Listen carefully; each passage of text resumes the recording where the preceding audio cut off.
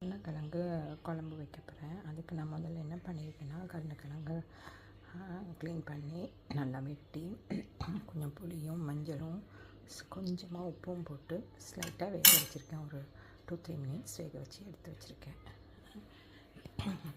இங்கே தக்காளி, வெங்காயம், பச்சை மிளகாய், பூண்டு, மல்லி, புளி கரைச்சி வச்சுருக்கேன். இஞ்சி போட்டு பேஸ்ட் எடுத்து வச்சுருக்கேன். எல்லாம் ரெடி பண்ணி வச்சுருக்கேன்.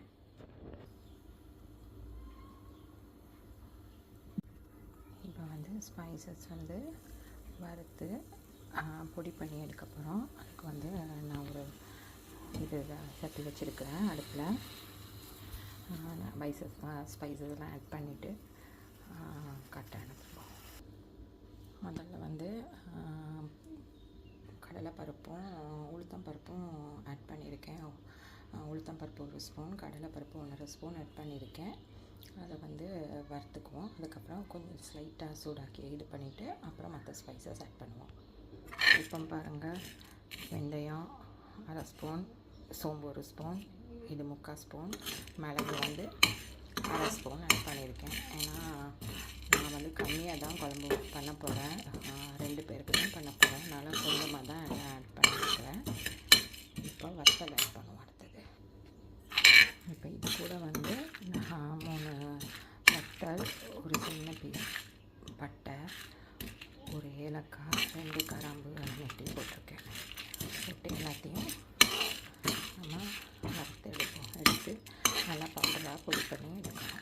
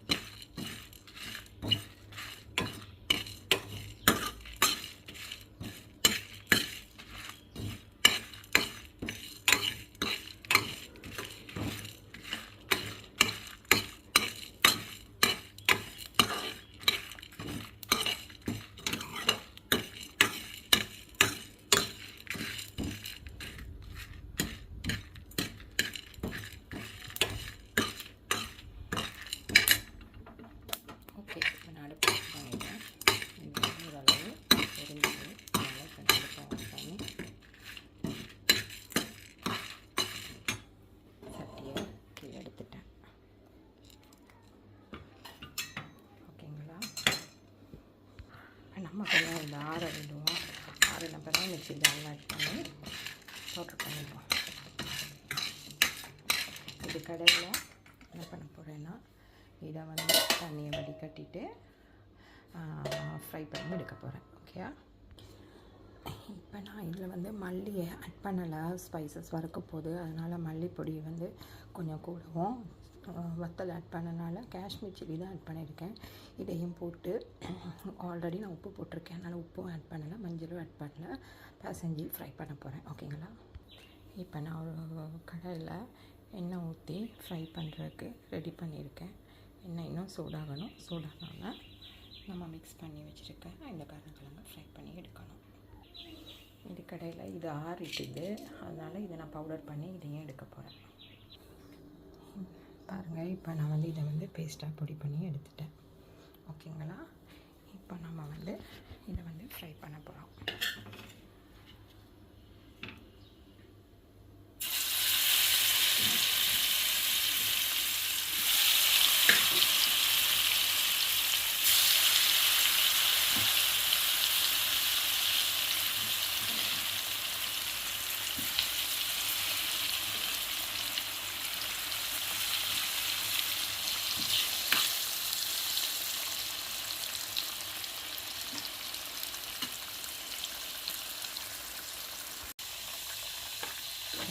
நம்ம ஓரளவு நல்லா பொரித்து ஃப்ரை பண்ணி எடுக்க போகிறோம். இது ரொம்ப ஃப்ரை பண்ணணுன்னு இல்லை, நான் ஏன் நல்லா ஃப்ரை பண்ணுறேன்னா, நான் கொஞ்சமாக வந்து குழம்புக்கு போட்டுட்டு கொஞ்சம் வந்து ஃப்ரை எடுத்து செப்பரேட்டாக வந்து சாப்பிட்றதுக்காக நல்லாவே இந்த லாட்டை ஃப்ரை பண்ணி எடுக்க போகிறேன். ஓகேங்களா? இந்த செகண்ட் லாட்டை வந்து கொஞ்சம் சிம்பிளாக ஓரளவு தான் ஃப்ரை பண்ணுவேன். ஏன்னா குழம்புலேயே வைக்கும்ல, இதை வந்து நான் நல்லாவே ஃப்ரை பண்ணி எடுக்க போகிறேன்.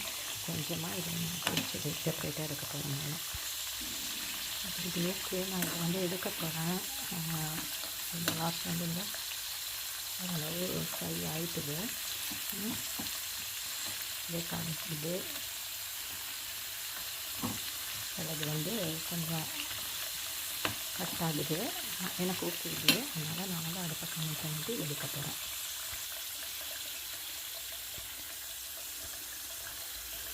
வந்து ஒரு ஃப்ரை ஆகிட்டு, அதனால் நான் இதை வந்து அடுப்பை கம்மி பண்ணிவிட்டு எடுக்க போகிறேன். ஓகேங்களா?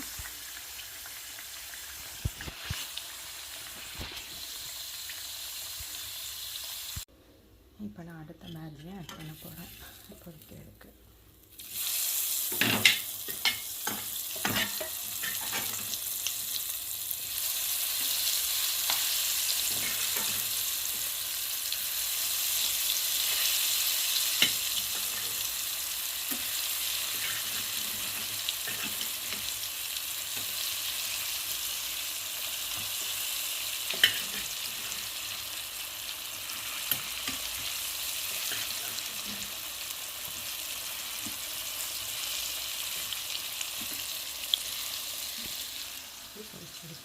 பார்த்தீங்களா? நம்ம குழம்புக்கு ரெடி பண்ணணும். நான் இப்போ குழம்பு பண்ணுறதுக்கு சட்டியை வந்து அடுப்பில் வச்சுட்டேன். சட்டி சூடாகட்டும், அதுக்கப்புறம் நம்ம என்ன பண்ணுறதுன்னு சொல்கிறேன். இப்போ கடுகு ஆட் பண்ணி எடுத்தேன், கருவேப்பிலையும் போடுறேன், பூண்டு போடுறேன்,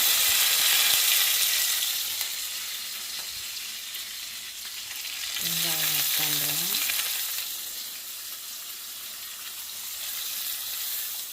பச்சை மிளகாயும் ஆட் பண்ணுறேன்.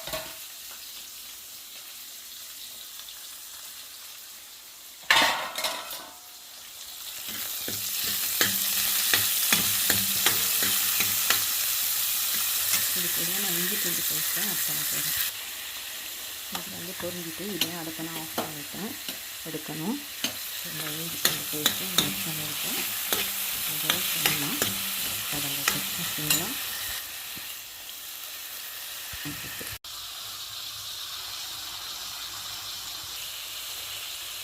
இப்போ நான் வந்து தக்காளியும் ஆட் பண்ணிட்டேன். தக்காளியும் சேர்த்து கொஞ்சமாக உப்பு வச்சுருக்கேன். ஆல்ரெடி நான் அதில் உப்பு போட்டுருக்கேன். இதுக்கும் இதுக்கு வந்து கொஞ்சமாக உப்பு ஆட் பண்ணேன்.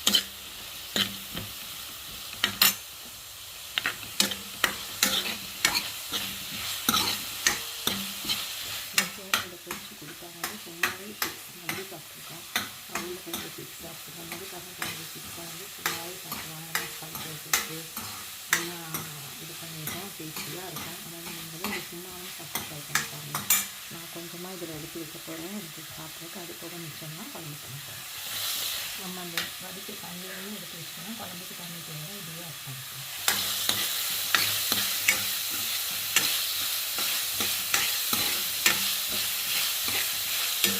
இதில் கொஞ்சமாக மஞ்சளும் காஷ்மீர் வச்சு ஆட் பண்ண போகிறேன். அடுத்தது நாம் பவுடர் செய்யும்போது உங்களுக்கு வேணும்னா இன்னும் கொஞ்சம் டேஸ்ட்டை கூட்டுறேன்னா தேங்காய் திருவி அதையும் வந்து வறுத்து பவுடர் பண்ணி சேர்த்துக்கிட்டிங்கன்னா, அரைச்சி சேர்த்துக்கிட்டிங்கன்னா இன்னும் எண்ணெயாக இருக்கும். ஆனால் நான் வந்து எனக்கு தேங்காய் ஆட் பண்ணலைன்னா ஸ்டிச்சிங்க்கு டாக்டருக்கு சஜஸ்ட் பண்ணனால இந்த தடவை ஆட் பண்ணுவேன்.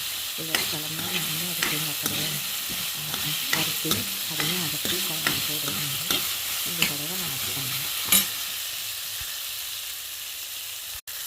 நான் ரொம்ப கம்மியாக தான் ஆட் பண்ணியிருக்கேன். வெங்காயம், காரம் அந்த வத்தல்லையும் இருக்கும். ஆல்ரெடி நம்ம ஃப்ரை பண்ணதுலேயும் போட்டுருக்கோம். எல்லாம் குழம்புல சேர்ந்து அரைஞ்சிருவேன். நான் வந்து ரொம்ப கம்மியாக தான் ஆட் பண்ணுறேன்.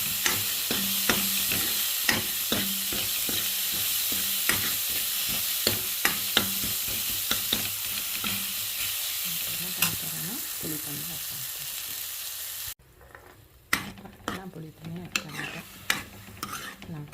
அரைச்சி வச்சுருக்கோம் பொடி தண்ணியை வடிகட்டி ஆட் பண்ணியாச்சு. இப்போ கொஞ்சம் கொதித்து வரட்டும். அது வரையும் நான் பார்த்தீங்கன்னா ஒரு சின்ன மூடி போட்டு மூடி வைக்கிறேன். இப்போ பாருங்கள் பொடி தண்ணி நல்லா கொதிச்சு இருக்குது. இப்போ நான் என்ன பண்ண போகிறேன், நம்ம ஃப்ரை பண்ணி வச்சுருக்கிற கடலைக்கிழங்கு இதில் ஆட் பண்ண போகிறேன். ஓகேங்களா?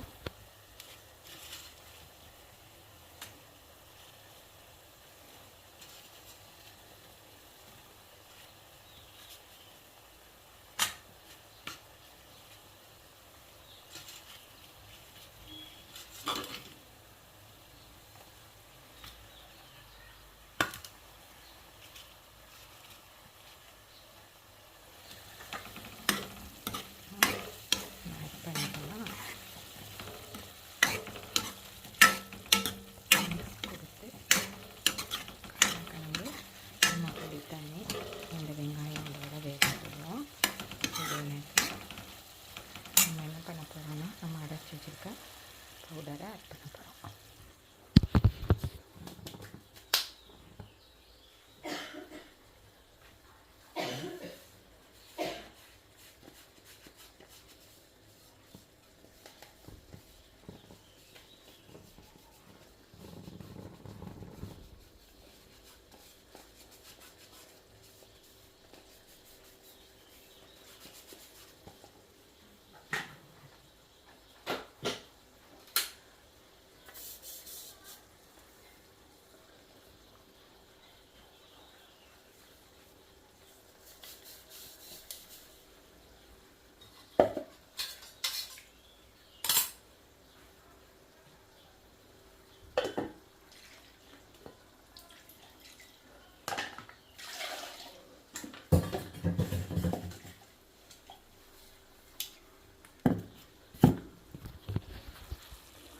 நான் அரைச்சி வச்சுருக்கிற பவுடரை வந்து ஆட் பண்ணிட்டேன். இப்போ நீங்கள் வேணும்னா இப்படி பரட்டெல்லாம் எடுக்கணும்னாலும் இதில் கொஞ்சம் தண்ணி தெளித்து விட்டுட்டு இப்படின்னு நீங்கள் எடுத்து பரட்டெல்லாம் செஞ்சு சாப்பிடலாம். நான் இன்றைக்கி பரட்டல் செய்யல, குழம்பு வைக்க போகிறேன். அதனால் நான் வந்து உங்கள் அரைச்சிட்டு வச்சுருந்த தண்ணி எடுத்து மிக்ஸி ஜாரில் ஊற்றி அந்த தண்ணியை ஆட் பண்ணிடுறேன். ஏன்னா நான் குழம்பு பண்ண போகிறனால.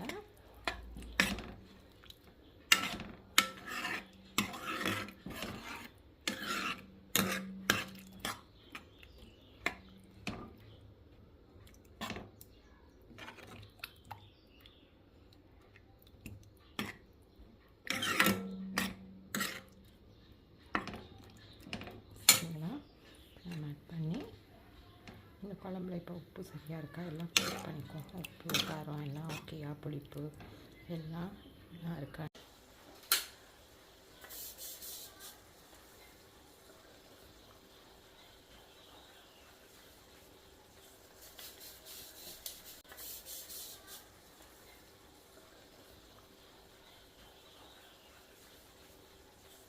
சூப்பராக இருக்குது, எல்லாமே கரெக்டாக ஆட் ஆகிருக்கு. இப்போ நம்ம எதுவுமே இல்லை, கொஞ்சமாக பிடிச்சிருக்கு.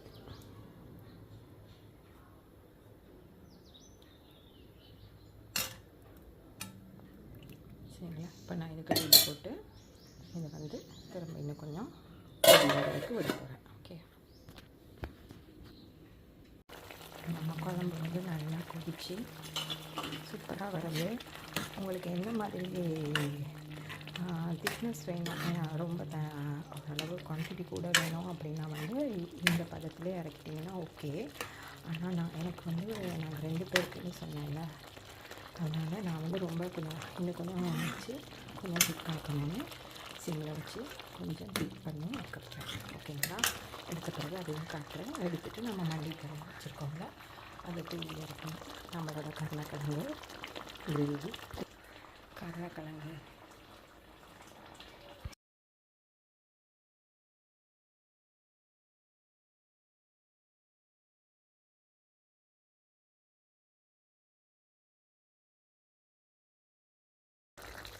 எனக்கு இந்த திக்னஸ் ஓகே. இந்த பாருங்கள், 2 பொழுது கூட நல்லா. அதனால் நான் வந்து கொத்தமல்லி தழை தூவி அடுப்பு ஆஃப் பண்ணிக்கலாம். ஏன்னா நம்ம பவுடர்லாம் ஆட் பண்ணியிருக்கோம்ல, அதனால் மேபி வந்து இது வந்து கொஞ்சம் திக்னஸும் ஆகும், கொஞ்சம் லேட் ஆனோன்னே. அதனால் நான் இந்த பதத்தில் ஆஃப் பண்ணுறேன். ஓகேங்களா? நம்ம கருணக்கிழங்கு குழம்பு ஈஸியாக குயிக்காக